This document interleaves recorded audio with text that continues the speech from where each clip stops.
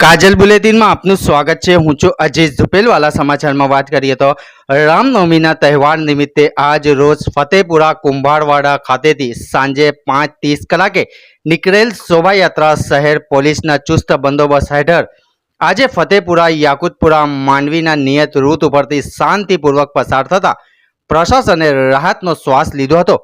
શ્રી રામની શોભાયાત્રા કોમી એકલાસ ભર્યા વાતાવરણમાં ફતેપુરાથી પસાર થતા શહેર પોલીસ દ્વારા શહેરના સંવેદનશીલ વિસ્તારોમાં પતરાઓ લગાવી અવર જવર માટે રસ્તાઓ બંધ કર્યા હતા।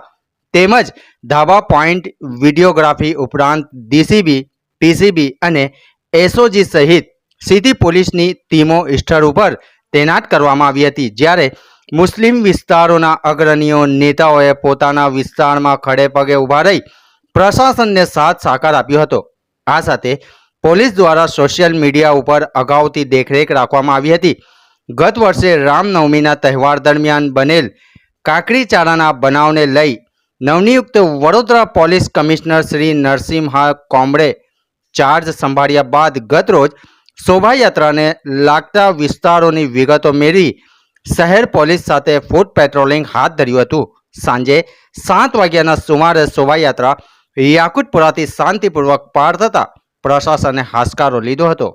રિપોર્ટ સાદિક કાજલવાલા।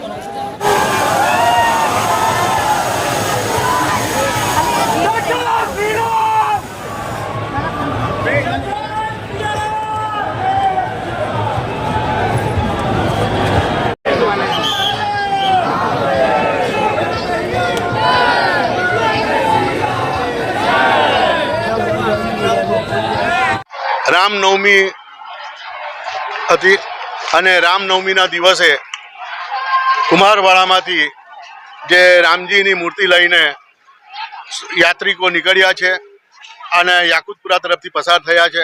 અહીંયા યાકુતપુરામાં દરેક સમાજના લોકો હાજર હતા। અને દર્શનના લાભ લીધા છે. તે સિવાય અહીંયાની પોલીસગણ મમૈયા સાહેબ, એસીપી સાહેબ, ડીસીપી સાહેબ, ક્રાઇમના પોલીસ અધિકારીઓ બધી જ શાખાના પોલીસવાળા અહીંયા હાજર હતા અને તારીફે કાબિલ કામ કરેલું છે.